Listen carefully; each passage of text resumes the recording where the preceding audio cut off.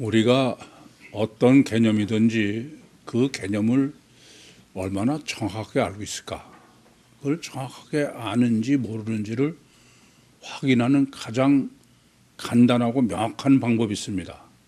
그건 뭐냐면은 그 개념의 정반대가 뭐냐. 그 정반대가 뭔지를 정확하게 생각해 보시면 내가 지금 바로 알고 있는지 잘 모르는지 바로 모르는지 알 수 있습니다. 논증법 중에도 그래서 항상 정과 반 그것을 대비시키는 거예요. 그래야 정확한 논증이 될 수 있습니다. 백을 더욱 백되게 하는 것은 흙과 대비시켰을 때 백이 더욱 백되는 거예요. 흙이 더욱 흙되는 것은 백과 대비했을 때 흙이 확실하게 흙이 되는 겁니다.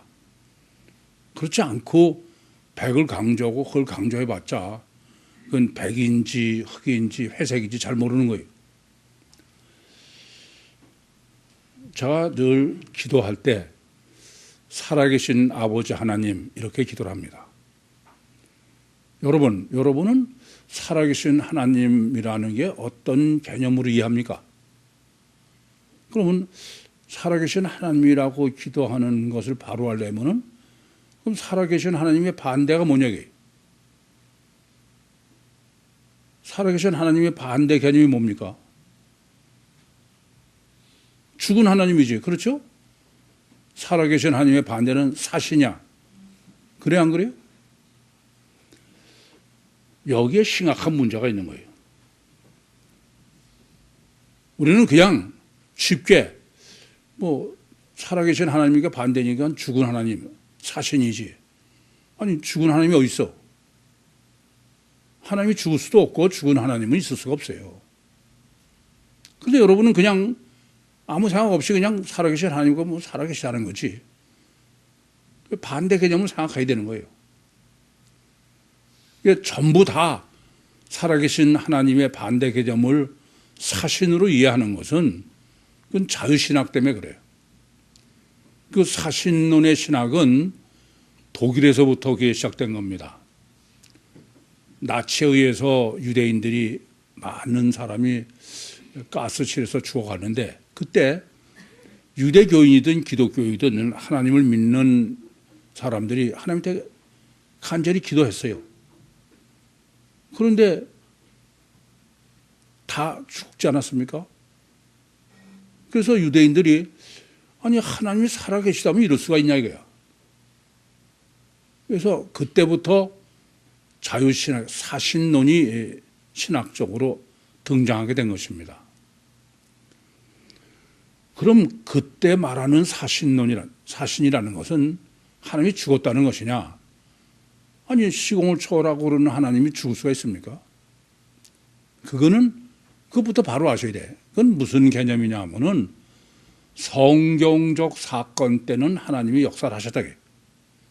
천지를 창조하시고 출애굽을 시키시고 많은 사건들을. 근데 지금은 안 하신다게. 만약에 지금도 그렇게 하시면 자기들이 가스실에서 죽어갈 수가 없다. 그래서 성경적 사건 때는 역사를 하시고 지금은 안 하신다. 그래서 사신론이 나온 거예요. 그런데 그게 모호한 거예요. 애매한 거예요. 여러분 도대체 하나님이 죽었다. 사실 이게 어떤 의미야 도대체?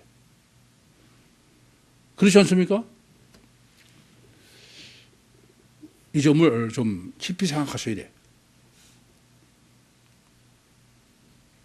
사신론의 개념, 살아계신 하나님의 개념을 가장 정확하게 알려면은 그 살아계신 하나님의 반대 개념이 뭘까? 그건 사신이 아니에요. 관념이에요.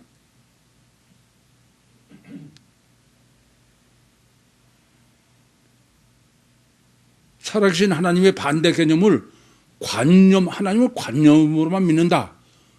그건 우리만 하는 거예요, 우리만. 하나님을 믿긴 믿는데 그건 관념이지 실제가 아니다. 그게 살아계신 하나님의 반대 개념이지, 하나님이 죽었다는 거는 그건 아예 그건 있을 수도 없거니와. 그런데 다 그런 거예요. 관념으로 생각해야, 야, 내가 하나님을 실제로 믿나? 믿는다고 하는데 그냥 이건 그런 고민을 하지. 그냥 사시냐 그러면 뭐 하나님은 그때는 기적고 지금은 역사 안 해서 죽었다니까 뭐 아무 관심이 없는 거예요. 그냥 단어만 쓰는 거지. 아마 제 생각에는 정말 야, 내가 하나님을 실제로 믿나 아니면 관념인가, 그걸 고민하는 건 우리밖에 없을 것 같아. 안 그렇습니까? 그래서 제가 늘 그렇게 말씀드려요. 저는 지금까지 하나님을 실제로 믿는 사람 못 봤습니다. 못 봤어요. 실제로 못 봤어요. 하나님을 실제로 믿으면은 그건 전혀 틀려. 전혀 틀립니다. 근데 가장 무서운 거는 뭐 하나님이라는 단어 쓰고, 거의 뭐 하나님은 한쪽으로는 뭐 그때 그러시고 지금 사시니까 역사를 안 하시고 이렇게 그냥 적당히 넘기고 하나님을 자기 믿는다고 생각하니까 하나님 믿는 것도 아니고 안 믿는 것도 아니고, 그러니까 뭐 천국과 지옥도 그냥 단어만 그러는 거죠. 그건 전혀 실제가 아닙니다. 다시 한번 말씀드리지만 살아계신 하나님의 반대 개념은 하나님을 관념적으로 믿는 의미지 하나님을 죽었다는 의미가 전혀 아니다. 그것은 하나님의 문제가 아니고 사람의 문제다 이거예요. 원죄가 뭐가 원죄입니까? 그러니까 원죄도 전혀 모르는 거예요. 원죄를 범한 아담과 하와는 하나님이 없다는 게 아니에요. 하나님이 있다는 거예요. 하나님이 안 믿는 거 아니에요. 믿는 거예요. 그런데 뭐가 문제예요? 그건 관념이지 실제는 아니다 이겁니다. 실제는 보이는 뱀이 실제다 이거예요. 그게 원죄인 거예요. 그러니까 이렇게 반대 개념을 고민해 보시지 않고 여러분이 특별히 구유복음을 워낙 정립할 개념이 많은데, 그러면 그건 다 그냥 막연하게 그렇듯하지만 전혀 아닌 것을 마치 내 신앙의 본질인 것처럼 그렇게 착각하고 지낼 수 있다는 사실을 잊지 마시기 바랍니다. 오늘 제가 제목을 살아계신 하나님으로 한 것은 우선은 지난주에 정립한 게 뭐예요? 진실한 사람이 되라. 그러니까 외다리 복음서로 이제 정립하기 전에 먼저 정직하고 진실해야 돼. 허구는 안 돼. 가짜는 안 된다. 그리고 오늘 제목을 살아계신 하나님이 한 것은 진실 중에 가장 진실을 하게 될 절대적인 게 뭐냐면 하나님을 실제로 믿어야 돼. 그렇잖아요? 하나님을 실제로 믿지 않고 관념이야. 그러고서는 진실한 거 그건 전혀 아예 진실이라는 근처도 못 가는 거예요. 아니야. 오직 하나님을 믿는다 그러면서 하나님도 가짜야. 관념이고 실제가 아니야. 다른데 무슨 진실이 있어요? 안 그렇습니까? 그래서 오늘은 바로 본문은 실제로 살아계신 하나님을 정립해야 돼. 이 점을 아주 깊이 깨달으셔야 돼. 오늘 본문은 실제로는 상당히 어려워요. 근데 너무 중요해. 가장 실제적인 신앙의 문제야. 이 본문을 뿐이 아니라 사도행전을 지금 바울의 재판 과정이 지금 계속 이어지고 있는데, 이것을 올바로 정립하시려면은 사도행전 23장 11절을 항상 잊지 마셔야 돼. 주님께서 바울에게 네가 예루살렘에서 나에 대해서 내 일에 대해서 증거한 것 같이 로마에서 증거해야 되리라. 바로 그것을 실제로 지금 전개되느라고 복잡한 거예요. 간단하지 않고. 그렇지 않습니까? 그걸 제가 뭐라고 하냐면 바울의 사명이요 바울 서신의 사명이다. 흔히 뭐 바울 서신이나 바울의 사명이라면은 뭐 영혼 구원하는 게 사명이고 복음 전하는 게 사명이다. 그렇게 이야기 쉬운데 사도행전 23장 11절은 그게 아니에요. 예루살렘에서 전한 것 같이 로마에서 전해야 된다라는 그 말씀은 다른 게 아니라 바로 헬라어 복음서를 2000년 동안 고스란히 보존하는 문제다. 그런데 그냥 헬라어 복음서만 보존하는 문제가 아니다. 그것은 그걸 하기 위해서는 바울 서신도 보존이 돼야 돼. 바울 서신 없이 헬라어 복음서가 전해질 수 없으니까. 그래서 사도행전 3장 11절에 지금 바울의 소명은 외다리가 양다리지 외다리가 아니에요. 복음서만 보존하는 것도 아니고 바울 서신만 보존하는 것도 아니야. 둘을 다 해야 돼. 그것의 근본은 뭐냐면은 창세기 49장이다. 복음서를 이방인이 정립해야 된다. 그 말은 이방인이 정립할 때까지 보존해야 되는 문제이기 때문에 그래서 복잡한 거예요. 아시겠죠? 이건 지금까지 정립해 들어서 다 이해하고 계시죠? 바로. 그런데 하나 더 문제가 되는 거는 지금 그 바울의 재판이 지금 몇 번씩 이어지는 거예요. 이게 문제인 거예요. 그냥 사도행전 23장 11절처럼 네가 예루살렘에서 나에 대해 일에 대해서 증거한 것 같이 로마에서도 증거하리라. 그러시면 얼마든지 다른 방법이 있어. 그런데 바로 이것 때문에 재판이 길어지고 복잡해진 거예요. 그건 왜 그러냐? 그것은 또 말씀드리지만 복음서도 전해야 되고 바울 서신도 둘을 같이 가야 돼요. 그래서 먼저 그것을 두 재판으로 설정해 놨다 그랬어요. 벨릭스와 베스토. 이게 벨릭스의 재판은 어떤 거냐? 벨릭스는 완전 무죄라. 어느 정도냐면 벨릭스가 개종을 할 정도로 기독교로. 그게 사도행전 24장에서 정립해 드렸죠. 그리고 베스토도 똑같아. 무죄야. 무죄지 베스토가 재판하는 게 다른 게 아니에요. 그냥 벨릭스의 결과와 베스토가 똑같은데 둘 다 무죄인데 벨릭스는 자기 자신이 기독교로 개종을 한 거고 베스토는 무죄지만은 저 발 빼먹느라고 복잡해진 거예요. 이해되시죠? 그래서 복음서와 헬라어 복음서와 바울 서신을 양다리를 같이 가져가야 되기 때문에 그래서 무죄이면서 죄수로 가야 된다. 지난번에 정립해 드렸죠? 무죄는 뭐가 무죄예요? 무죄를 설정한 거는 복음서만이 원죄를 구원할 수 있는 무죄죠. 근데 서신서는 무죄가 아니야. 그 죄수죠. 그거는 바로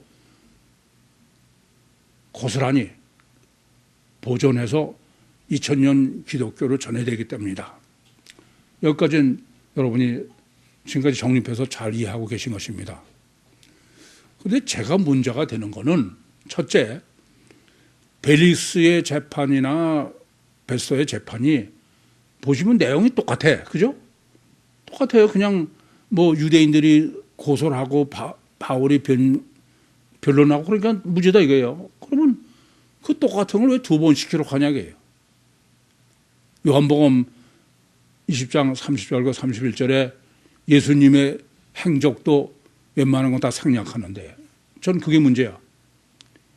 물론 조금 전에 말씀드렸지만 무죄이면서 죄수로 그 두 복음 때문에 거기까지는 제가 양보해서 이해돼. 그래서 할 수 없이 재판을 벨릭스도 하고 베스토도 했다. 그런데 제가 더 문제가 되는 거는 바로 베스토의 재판이에요. 베스토가 실제 재판한 것은 25장 5절부터 6절부터 12절이에요. 그런데 13절부터 22절은 똑같은 얘기하는 거야. 아그리빠한테. 다른 얘기 아니에요. 그게 그대로 그냥 반복하고 있는 거야. 아니요. 오늘 본문도 또 똑같아. 그냥 12절, 13절부터 22절까지는 베스토한테 그간에 재판했던 것을 재탕을 하면서 설명하고, 그래서 이번에는 또 베스토가 아그리빠가 등장해가지고 직접 하고 그런다는 얘기지만 똑같은 얘기야. 3번씩이나 쓴 거야 이게. 저로서는 도저히 납득이 안 돼요. 전 이것 때문에 지금 설교가 아니라 얼마 전부터 보통 고민한 게 아니야. 이건 말이 안 되는 거예요. 아니, 복음서의 경우는 예수님의 한 번의 재판이 마태, 마가 뭐 다 복음서가 틀리니까 다 할 수 없이 한 번씩만 기록해도 4번을 기록하게 돼 있죠. 그러나 이건 사도행전이에요. 하나야. 그런데 길게는 4번. 그렇지 않으면 베스토만 해도 3번씩 하는 거야. 굉장한 중요한 키가 있어. 어디서 지금 재판을 받는 장소가 어디입니까? 가이사라야, 가이사라. 4번이 다 가이사라입니다. 이걸 여러분도 그런 고민을 하고 생각을 했어야 돼. 하셨는지 모르겠어. 그래서 맨날 고민했다가 깜짝 놀랐어요. 사도행전 21장 8절과 9절에 보면은 드로아에서부터 출발한 바울이 가이사라에, 가이사라. 지금 재판받는 가이사라에. 근데 가이사라에 와서 전도자 빌립의 집으로 갔어. 근데 빌립에는 처녀 딸이 4이 있다 이거예요. 예언을 하는. 그때도 정립해드렸지만, 아니 그 딸 4이 있는 거 뭐하러 기록하냐. 그 도대체 문맥상 딸의 역할이라는 게 아무것도 없는데. 아니 그 식구들 다 쓰는 게 성경입니까? 그때도 엄청 고민하다가 제가 깨달았죠. 딸이 왜 4이라고요? 사복음서예요. 사복음서. 그래서 그때도 그랬어요. 이게 굉장히 중요한 문제예요. 이렇게 사복음서가 가이사라의 의미야. 빌립으로. 그런데 실제 바울은 가이사라에서 예루살렘으로 갈 때 어떻게 했다고요? 사복음서를 가져간 게 아니야. 뭐예요? 주님의 유산, 적용, 바울 서신만 가져간 거야. 그렇게 예루살렘에 갔다가 지금 다시 가이사라에 왔어. 그 가이사라에는 뭐를 남겨놓고 간 셈이에요? 네 복음서. 조금씩 의문이 풀립니까?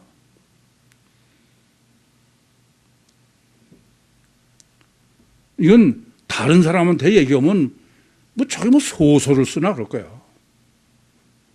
그러나 사도행전 21장과 23장 11절과 창세기 49장을 전제로 생각하면 이건 소설 쓰는 게 아니야. 필연이지. 그런데 왜 꼭 벨릭스 재판과 벨릭스 재판은 한 번 재판에서 해보고서는 벨릭스가 부부가 다 개종을 하고 베스토는 3번씩이나 했느냐. 베스토 자신이 변한 건 아니야. 그래 안 그래요? 굉장히 중요한 거죠. 이렇게 가이사라의 4번의 재판이 사복음서를 게시한 거라면 그러면 벨릭스는 복음서 중에 요한복음이죠. 이해됩니까? 베스토 3번은 마태, 마가, 누가의 공간복음이에요. 이게 왜 이렇게 중요하냐? 이거 보세요. 사도행전 21장을 기록할 때나 또는 본문할 때 아직 복음서가 기록되는지 모르겠어요. 정경으로는 전혀 아니에요. 그런데 무슨 말씀이냐? 하나님은 정확하게 사복음서를 미리 딱 설정해 놓으신 거예요. 이게 우리가 지금 외다리 사복음서를 시작하기 전에 완전히 준비해야 될 문제야. 얼마나 하나님이 사복음서를 완전하게 구성해 놨는지 이해되십니까? 그래서 궁극적으로 구원은 요한복음에서 이루어지는 거예요. 그렇죠? 그걸 벨릭스의 개종으로 설정한 것이고, 베스터는 무죄이지만 베스터 자신이 개종한 건 아니야. 거기서는 아직 구원은 안 이루어지는 공간복음이죠. 이해되시죠? 여기까지를 우리가 고민하고 정립을 하셔야 본문이 이제 무엇을 정립하려는지를 명확하게 알 수 있습니다. 우선 본문은 미리 이게 좀 정립이 여러분이 혼돈이 올 수 있기 때문에 본문은 가이사라 황제로 정립하는 거예요. 가이사라 황제로. 지금 가이사 황제. 그러니까 가이사라의 이 재판을 4번 하는 거에서 정립하려고 그러는 것은 내복음서는 뭐로 정립하려고 그러냐면 가이사의 황제. 그런데 가이사의 황제라고 제가 얘기하는 거는 호칭이에요. 저는 본문을 정립하면서도 첫째, 호칭 신학을 정립하지 못했으면 본문은 정립이 전혀 불가능해요. 전혀 불가능합니다. 하나님께서 저에게 호칭 신학을 정립하게 해주신 걸 너무 감사해요. 그래서 우리는 성경을 보면은 하나님도 그렇고 항상 호칭이라고 하면 특별히 신경이 예민해지잖아요. 그리고 이제 본문을 보시면 그래야 본문을 바로 보는 거예요. 그렇지 않으면 본문을 보지 못하는 거예요. 제가 주석을 보면은 이 사람들은 호칭이라는 건 뭐 관심이 없으니까. 왜 그러냐? 이거 보세요. 지금 이 사도행전 24장과 25장에 그 가이사라 황제에 대한 호칭을 보면은 이 베스더가 바울을 사도행전 지금 25장 9절에서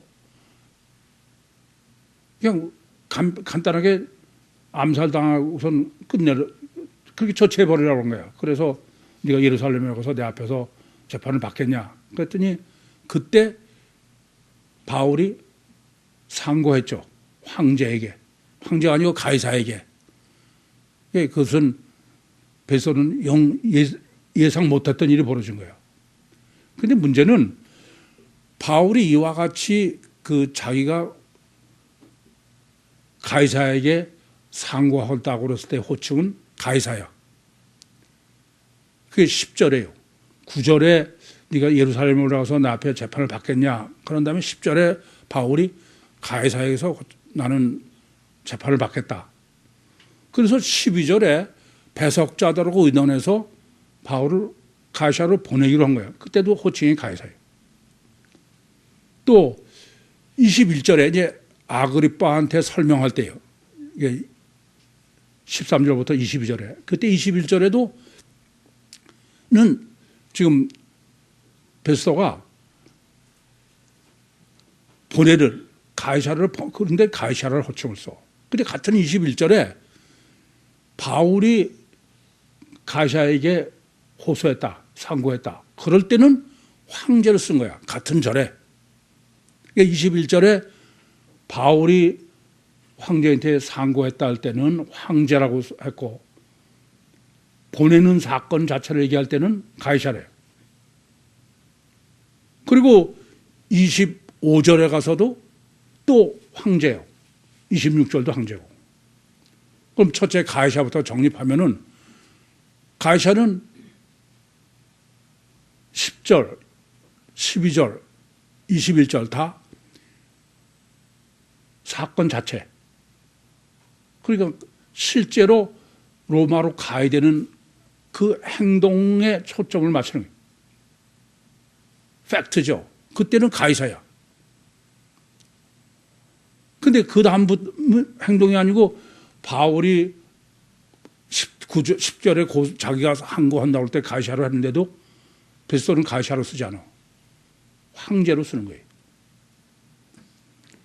저는 본문을 보면서 여러분 제가 그 신론을 호칭을 정립할 수 있었던 것은 여호와 하나님의 고유명사가 여호와인데 도대체 고유명사 여호와의 의미가 뭘까? 그걸 고민하다가 엘로힘 여호와임만이 신론을 정립한 거예요. 아시죠? 저는 이 가이샤라는 고유명사예요.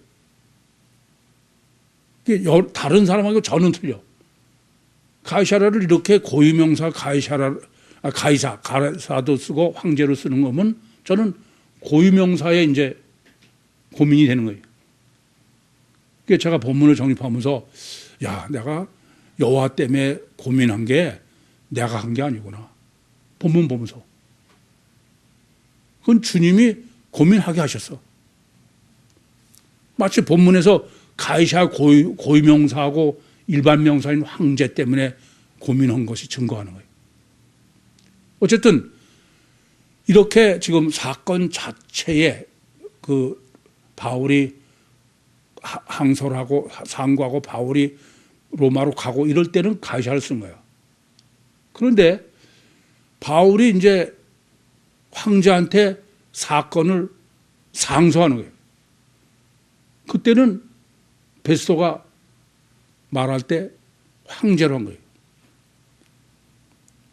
근데 그 황제로 번역된 헬라어 원문은 세보마의 세바스토스인데 그 세바스토스를 그 번역하는 이런 주석하는 사람들은 그것을 뭐 아우스투스다 이렇게 얘기해요. 틀린 얘기예요. 세보마이. 근데 또 더 문제가 있어. 21절에 그러니까 사건 자체를 할 때는 가이사라로 하고 바울이 황제한테 이제 상고를 하면 지금 뭐가지가 걸린 거야. 베스토가. 그때는 베스토가 가이사라로 쓰지 못하고 세보마이를 쓴 거예요. 그 세보마이가 뭐냐면은 존경하다, 경배하다, 두렵다.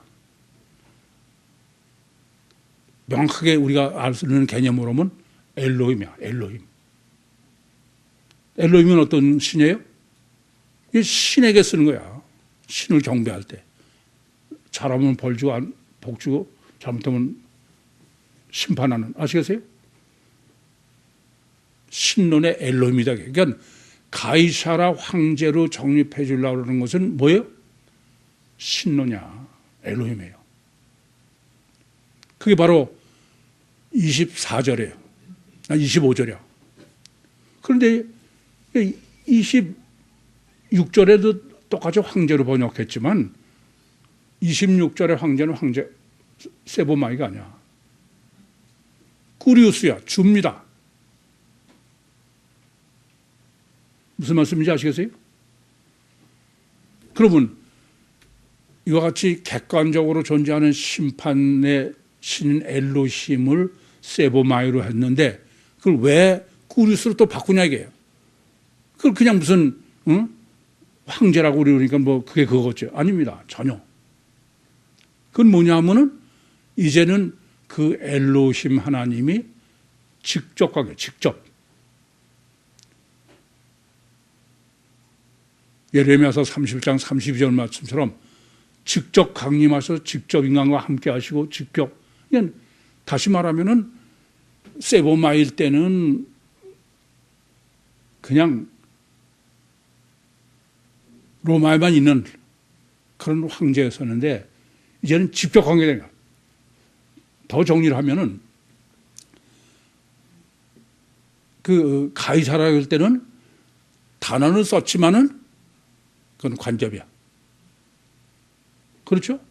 그러다가 세버마이는 이제 두려운 대상이 된 거야. 신이에요. 그리고 꾸리오스 쓴 거는 직접 지금 베스도에 뭐가 걸려 있는 거야. 이해되시죠? 무슨 말씀인지. 따라서 지금 본문은 가이사라 황제로 먼저 이 가이사 황제로 정립해 주는 거는 복음서로 우리가 외다리 복음서로 정립하기 들어가기 전에 신론을 정립한 거예요. 그럼 이해되시 아시죠? 제가 여호와 때 고민하다가 엘로힘 여호와 임마누엘을 정립했다고 말씀드렸죠. 그래서 조금 전에도 4번의 왜 재판이 있었느냐를 제가 신론적으로 복음서를 구성하셨다. 그렇게 정리해 드렸어요. 이해되죠? 그게 지금 그렇게 왜 제가 그 정립할 수 있었느냐. 방금 지금 말씀드린 것처럼 가이사의 호칭으로 정립하도록 해놓으셨다. 그러니까 신론으로의 호칭 신학을 정립하지 않은 사람은 원문으로 1000번 봐도 이건 무슨 말인지 몰라. 그래 안 그래요? 왜 가이사라고 그랬다가 또 왜 세바스토스라고 그랬다가 뭐 꾸리우스라고 그랬나. 그러지. 하나님의 말씀이 그게 뭐 심심하면은 가이사를 쓰고 뭐 그러다가 또 뭐 그냥 세바스토스로 쓰고 또 꾸리우스로 쓰는 겁니까? 이해되시죠? 그래서 지금 본문으로는 신론을 정립한 거로는 아까도 말씀드렸지만 마태 마가복음은 무슨 복음서? 엘로힘 쪽 복음서야. 이건 이 정립은 앞으로 이 사복음서 해석하는데 굉장히 중요해요. 항상 전체가 무슨 의미냐를 생각하라고 했죠. 그리고 누가복음은 뭐예요? 여호와 쪽 복음서. 요한복음은 임마누엘 복음. 그러니까 복음서 외다리로 들어가기 전에 신론과 동시에 복음서의 구성까지도 지금 완벽하게 정립해 주면서 그러면서 가장 중요한 건 뭐예요? 신론이야, 신론. 아시겠어요? 그래서 제가 여러분에게 뭐 수도 없이 당부를 드려. 복음서를, 성경을 신론으로 보시라고. 그럼 뭐야? 아주 목숨을 걸고 말을 안 들어. 참, 제가 보면 그러고도 천국 가게 됐니 참, 그래도 어떻게 들려패서라도 데려가야지. 그러면서 이게 본문이 이제 신론으로 정립한 실제 목적이 어디 있느냐. 이게 이제 베스도로 정립하는 거예요. 베스도. 이 베스도는 어떤 사람입니까? 로마 총독으로 유대 전체를 통치하는 사람이야. 그렇죠? 그래 안 그래요? 그냥 베스도는 유대 총독의 권세를 주고 있어. 엑수시안. 그렇죠? 이제 중요한 건 본문이 지금 실제로 정립해 주려고 하는 것은 그러면 이 유대 총독인 이 베스도의 권세, 이 권세는 어디서 생긴 거야? 거기서 투표해가지고선 지가 총독이 된 게 아니잖아요. 이건 황제야. 그렇잖아요? 안 그렇습니까? 그러니까 이 베스도 총독의 권세는 직계 아니야. 그건 황제 거예요. 그렇죠? 황제가 임명한 거야. 그러니까 이 사람이 총독으로서 모든 걸 다 권세를 부릴 수 있었던 것은 그건 가이사 황제가 준 권세야. 마치 마태복음 10장 1절부터 15절에 보면은 예수님께서 12 제자에게 권세를 주세요. 엑수시안을 주세요. 무슨 엑수시안을 줘요?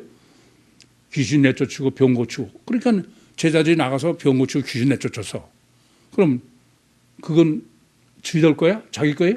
아니죠. 그건 주님이 주신 거야. 그러니까 주님의 권세를 자기들은 뭐예요? 이렇게 전기 줄이는 셈이야. 단순히. 안 그래요? 그러니까 예수님도 늘 그러잖아요. 나는 내가 하고 싶은 대로 하는 게 아니다. 자기는 항상 전기줄이라는 거야.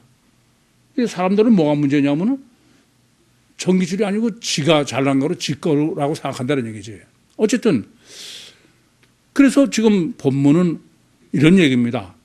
베스토의 권세는 베스토 것이 아니다. 그거는 로마 황제가 준 것이고 그걸 위임받은 거지, 우리가 쉽게 아는 표현으로는 전깃줄이지 지가 권세가 있는 건 아니에요. 그래서 조금 전에도 뭐 투표해서 됐거나 그런 게 아니다 이겁니다. 이해되시죠? 그러니까 무슨 뭐 이북의 김정은이 그런 건 틀려. 이거는 황제가 임명한 거예요. 이해되시죠? 그런데 이 유대 총독 베스토의 문제는, 베스토의 심판은 특별히 9절. 그건 베스토는 마치 지가 황제인 것처럼 그렇게 바울을 끝장내러 든 거야. 그래 안 그래요? 자기가 예루살렘으로 가서 재판을 받으려고 그러면 감히 노는 못한다. 그런 거죠.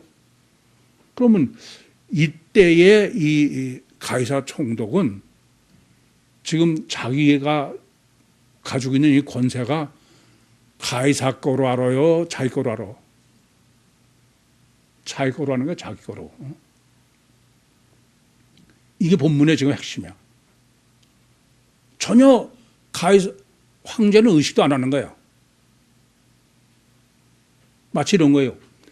예수님께서 제자들에게 병 고치고 귀신 내쫓는 권세를 주셨어. 그래서 나가서 병 고치고 그랬어요.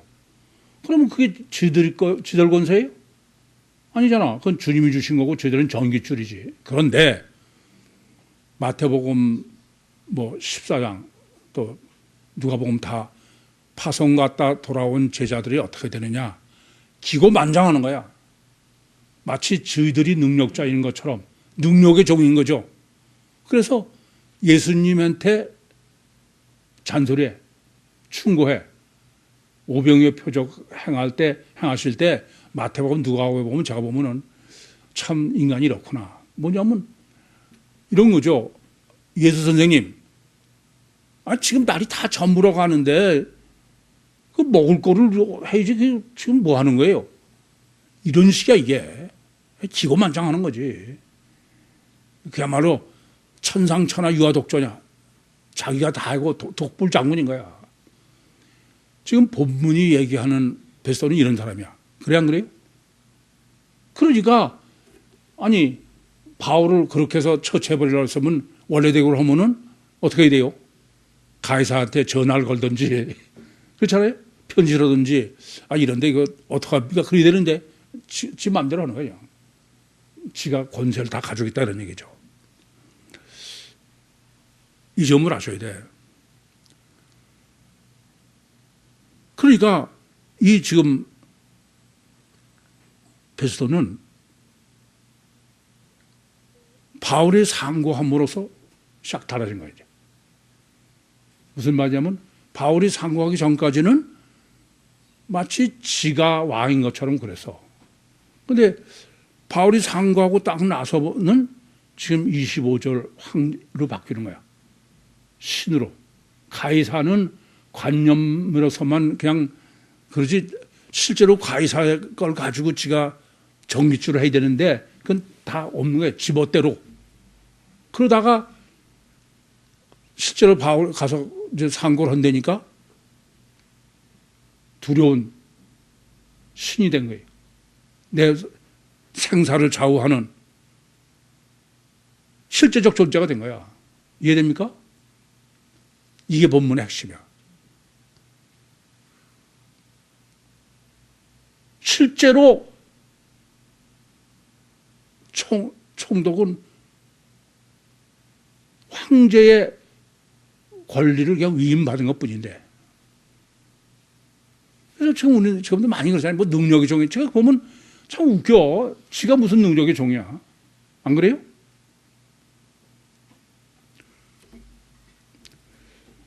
그래서 지금 본문은 이렇게 가이사 황제의 호칭 신학, 신론으로 정립하려는 건 뭘 하냐면은 사도행전 23장 11절에 주님이 예루살렘에서 나에 대해서 나이를 증거한 것까지 로마에서 해야 되다. 그거로 창세기 49장을 지금 우리가 외다리 복음서 정립하려고 하는 것이 바로 창세기 49장 때문이고 49장을 지금 정립해주고 계신 거예요. 왜 봉함했는지까지 포함해서 전체. 제일 첫 번째는 우선 그러기 위해서는 창세기 49장 이거 보세요. 복음서가 상당히 양이 많은데 막연하게 보면 안 돼. 그래서 창세기 49장에서 복음서를 정확하게 아시고선 그것은 복음서 외다리를 하라 이게요. 창세기 49장은 어떤 겁니까? 다는 이스라엘의 한 지파같이 그 민족을 심판하리니 다는 길의 뱀이요 첩경의 독살이로다. 그렇죠? 다는 첩경의 독살. 그러고선 말굽을 물어 그 탄자를 뒤로 떨어지게 한다. 그러면서 여호와여 나는 주의 구원을 기다리나이다. 그게 그 창세기 49장입니다. 그러면 여호와여 나는 주의 구원을 기다리다. 그 때문에 이방인이 메시아 대망이다. 복음서 신학이다. 그 복음서 신학이 어떤 거냐? 그게 17절이에요. 길의 뱀이요. 그럼 길은 복음서의 구원의 18절의 구원의 방법이죠. 그 지혜다 그랬어요. 그러면서 짐승을 탔다. 그것이 뭐라고요? 아니 말을 탄 거죠. 실제로는. 그럼 말은 동물이고 그 위에 탄 사람은 사람의 영적 존재죠. 그래서 제가 그걸 어떻게 정립해 드렸습니까? 육체 우선 이중체다. 그렇죠? 두 번째로는 다는 첩경의 독사다. 그 말은 첩경은 독사라는 것은 사탄이고 첩경은 창세기 3장이죠. 쉽게 육으로 하나님이 되려고 그러는 거야. 그렇죠? 세 번째는 말굽을 발 뒤꿈치로 하면서 그 탄자를 뒤로 떨어뜨린다. 우선 말을 타고 가려면 빨리 가려고 그러면 첩경이죠. 근데 말 뒤꿈치를 물어가지고서 탄자로 떨어뜨린다는 말은, 뒤로 떨어뜨린다는 말은 못하게 육체 부인이다 그랬어요. 그건 이미 다 정립해 드렸으니까. 그것을 지금 그거로 복음서를 정립하라. 복음서가 바로 그 내용이다 그런 얘기죠. 첫째 그러면 육체 우선 이중체의 실제를 지금 베스도로 정립한 거예요. 베스도는 육체 우선 이중체가 베스도다. 그리고 그 베스도를 분해해 놓은 거예요.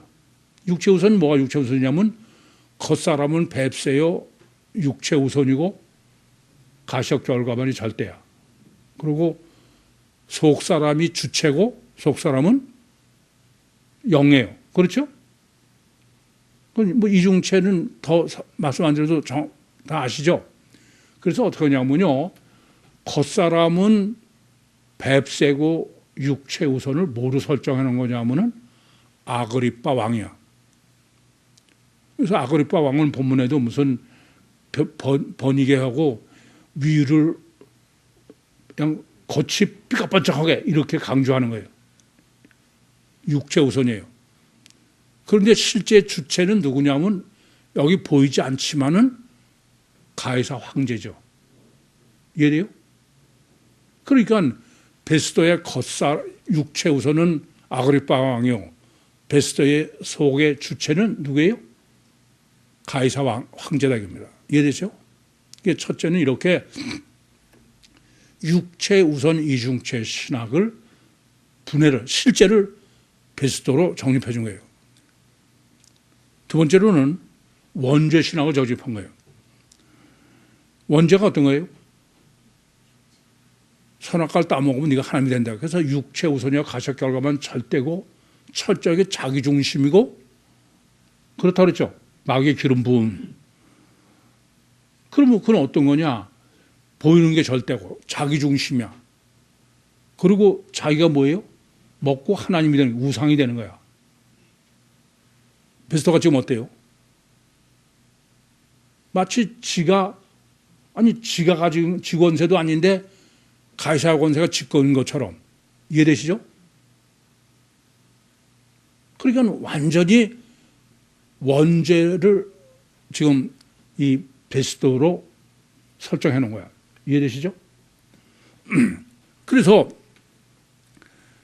베스토는 마치 베스토 자신의 권세가 지가 황제인 것처럼, 지가 아무리 그래도 황제예요? 그건 되지도 않는 얘기지. 그래서 이럴 때에 가이사는 관념인 거야. 가이사가 실제면은 그럴 수가 없다 이거죠. 이해되시죠? 아시겠죠? 세 번째는 지금 창세기 49장의 복음서의 세 번째는 발굴물로 산자를 뒤로 떨어뜨린다. 그게 육체 부인이죠. 그건 다 정립해 드렸죠. 지금 이 베스토는 긁어부스럼으로 한 거예요. 긁어부스럼. 지가 마치 황제인 것처럼 구절에 끝장내려다가 왕창 지가 제 목이 달아나게 생긴 거죠. 이해되시죠? 그러니까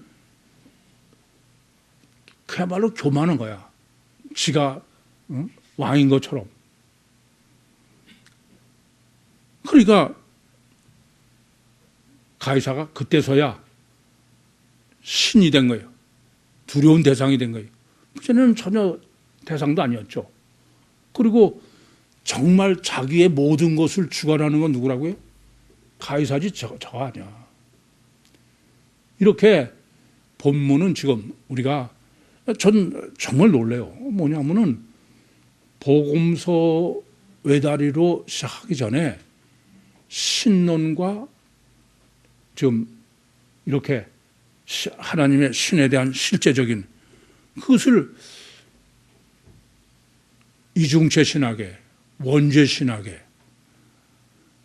그 원죄 신학으로 해야 육체 부인하고 임마누엘 구원이 되죠. 핵심을 창세기 49장에서 지금 증거해 주는 거야. 복음서 외다리 신학이 어떤 것인가 이해되시죠? 그러면서 가장 본문이 지금 절대적으로 본문이 정립해 주려는 게 있어요. 그 점을 알아야 돼. 이게 뭐냐? 우선 가이사는 베스토는 가이사가 지금 이 사건이 생기기 전에는 가이사를 실제로 인식하고 있어요? 전혀 의식을 못해요. 네? 전혀 의식을 안 하는 거야. 무슨 말 아세요? 가이사는 없는 것처럼 지가 다 왕인 것처럼 이해되시죠? 무슨 말씀인지. 이게 이제 핵심이야. 이거 보세요. 조금 전에도 말씀드렸지만 가이사를 설정해 놓은 거는 하나님을 보이게 한 거예요. 아시겠어요? 근데 이런 거야. 우리는 많은 사람한테 제가 그래. 복음을 전하고 하나님이 실제다. 영은 실체고 하나님은 실제다. 그러면 야, 너 하나님 봤어? 나 못 봤어. 보여줘. 그럼 내 믿지. 여러분도 그래. 여러분도. 응? 이게 문제야. 여쭤보겠습니다. 가이사라는 황제가 실존적 없는 거예요? 육적 물리적으로 실제 있어. 그래 안 그래요? 없어요? 아니 그리고 직접 임명장 받아가지고 딱 실제로 있는 거야. 그런데 문제는 베스토는 전혀 황제를 의식하지 않는 거야. 가이사를. 똑바로 하셔야 돼. 우린 보이면 믿는다고요? 천만에. 지금 본문이 증거하는 거야. 아니 지금 베스토는 가이사의 존재를 아예 의식도 안 해. 여러분들도 다 제가 영의 실체를 강조하면은 은근히 그런 게 있어. 내 생명 운동해도 뭐 보이는 것만. 그래야 실제라는 거야. 본문이 증거하는 거는 전혀 가해사를 지금 실제로 여기지 않는 거예요. 보이는 걸 실제로 여기는 사람은 제가 늘 그러죠. 그건 허구예요. 그게 관념이야. 본문이 증거하는 그 점입니다. 아시겠어요? 왜 원죄를 범해요? 하나님은 안 보이니까. 뱀은 보이니까. 그게 뱀이 실제니까. 여러분이 나는 보이면 믿고 보이는 실제고 그래서 뭐 일부 운동도 제가 내 생명 운동도 그건 절대 안 집니다. 그래 발표할 때도 그냥 콧방울 끼는 거야 그냥 보는 것만. 그래서 하나님은 안 보이니까는 안 믿는다는 거야.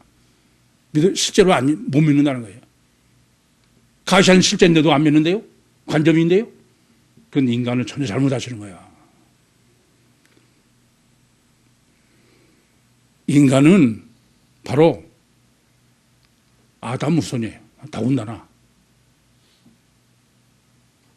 그건 하나님을 실제로 믿을 수 없는 거야. 내 믿음의 문제지 보이지 않는 게 문제가 아니야. 히브리서 11장 1절은 믿음은 바라는 것들을 실상에 보지 못하는 게 증거예요. 보이지 않는 하나님을 실체로 인식할 수 없는 사람, 그 사람은 절대로 그건 안 돼. 아무리 보여줘도 그건 소용없어요. 그게 부분이에요. 그런데 뭐 보는 것만 가지고 하나님입니다.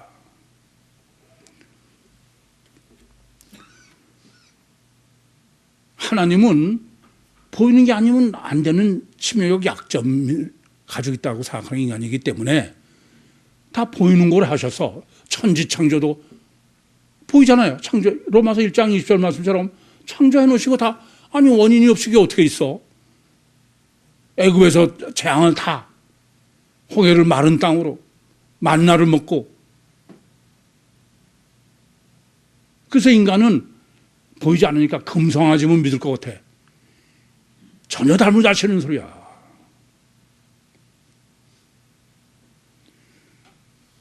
보이지 않는 것을 실체로 믿을 수 있는 믿음이 아니면 아무리 보여줘도 소용없어.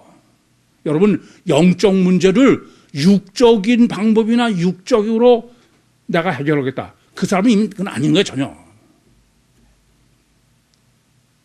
그래서 여러분들에게 저는 뭐 마치 자기가 봉사 열심히 그런 거 아니다, 그건.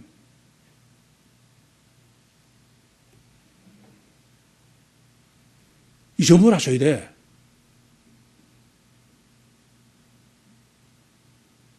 가만히 보면 전부 자꾸 육적으로 해결하려고 그래. 자, 예컨대 여러분들이 뭐 설교를 해도 보면 뭐 그전에는 요새는 안 하시지만 수국으로 보래. 그 사람은 벌써는 아닌 거예요, 그 사람은. 지금 단번에서 영적으로 끝장을 내려 들어야지. 그건 다 육적 방법이야. 그래서 놀이학교도 그건 절대 안 돼, 그냥. 단 한 번에 몰입해서 끝나라. 그렇게 하면 어떠냐? 미루는 거야, 이제. 그런 마음 가지고는 하나님만 믿고, 뭐 기억 안 나면 하셨지만 하나님이 기억 못하게 하니까. 이런 마음이 믿음이어야지. 제가 보면 거의 다가 육적 방법으로 무슨, 그건 영을 전혀 잘못하시는 거야. 이걸 잊지 마셔야 돼요. 그래서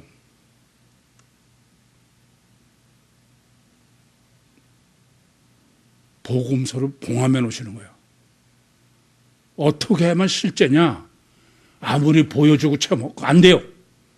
필요하지만 그건 충분하지 않습니다.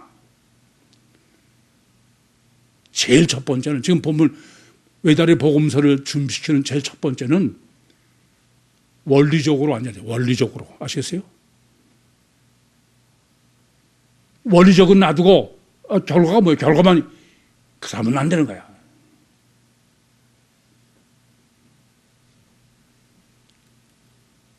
이 점을 아주 명심하셔야 돼. 원리적이요, 과학적이요, 이성적으로 돼야 돼. 영이 실제가 되려면. 두 번째는 성경적으로 완전해야 돼. 그게 구유복음요 외다리 복음서로 봉함해 두신 이유야. 그렇지 않으면 그 전에 다 할 수 있죠. 그러나 아무리 이건 체험하고 배워봐야 안 돼. 그것만 가지고 되는 게 아니야. 인간은 내가 직접 체험을 해야 돼. 그래서 내 생명 운동을 하시라고 지금 복식 호흡도 저는 정말 미친 짓을 하는 거야 그냥. 그게 아니면 안 돼요.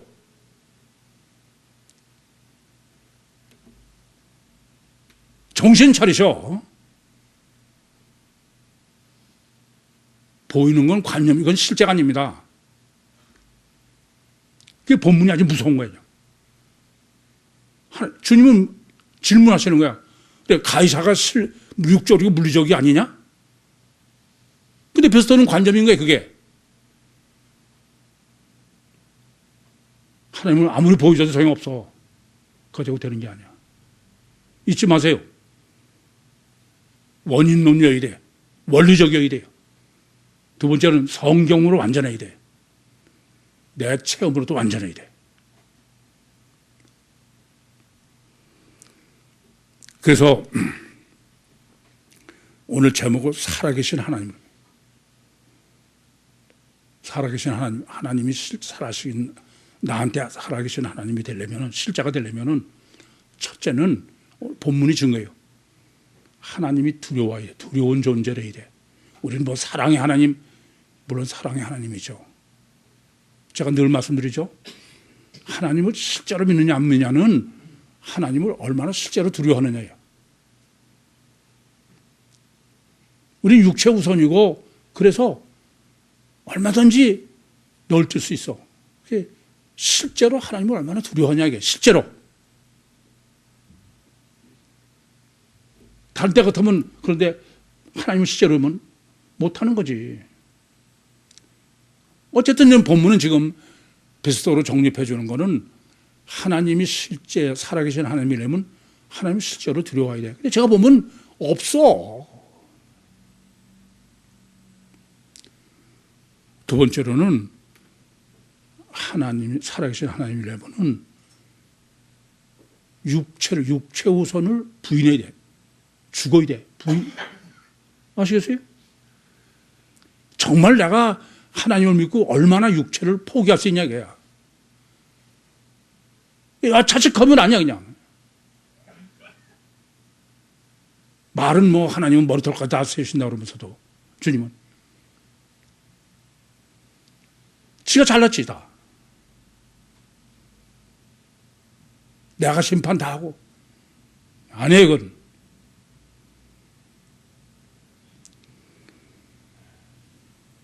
세 번째로 살아계신 하나님은 오늘 본문이 정립하는 건 영이 실체예요. 영이 실체.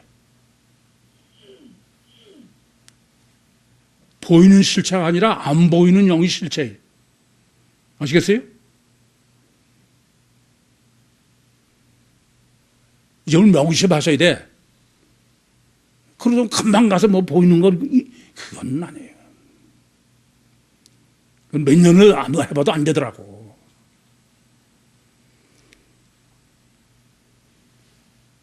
그래야 보혜사 성령으로 내 안에 임하면서 하나님이 실체를 여기는 거예요. 복식호보도 마찬가지예요. 내가 얼마나 정말 생생하게 배서 넘치는 영이면서 실체, 파동 입자설처럼 그걸 실체로 인식하냐.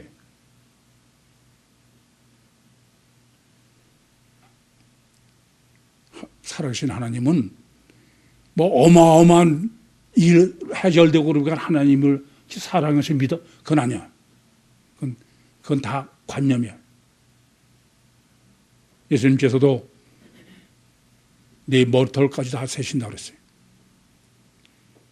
얼마나 모든 일에 정말 하나님을 의식하느냐. 너는 법사에 그걸 인정하라고 그런 것처럼. 그런 거지 예수 동행 일지 써서 되는 게 아니야. 죽을 일이 생기면 그때는 뭐 하나님이 실제고 그전에는 제멋대로고 그렇게 넉넉한 시간을 가지고 있는 때가 아니에요 지금. 정말 살아계신 하나님을 보혜사 성령을 실체로 내 심령 속에 내 뱃속에 영접해서 늘 그분을 의식하고 그분과 동행하면서 그분의 능력으로 육신과 세상을 승리하시고 천국의 영원한 주인으로 영광을 누리시는 정말 종말 때 선택받으신, 아니 정말 이 설교를 들을 수 있도록 여기까지 이끌어오신 주님, 주님의 이름으로 다 승리하시고 영광을 누리시는 주님의 가장 자랑스러운 구유 모든 식구들이 되시기를 간절히 소원합니다. 기도하시겠습니다. 살아계신 아버지 하나님, 은혜와 사랑을 감사합니다. 여기까지 인도하시고 여기까지 역사하시고 여기까지 말씀하신 주님, 이제 실제적 믿음으로 살아계신 하나님과 동행함으로써 육신과 세상을 승리하고 천국의 영광을 누리는 주님이 특별히 선택하신 구유 모든 식구들이 되게 해 주시옵소서. 예수님의 이름으로 기도하옵나이다. 아멘.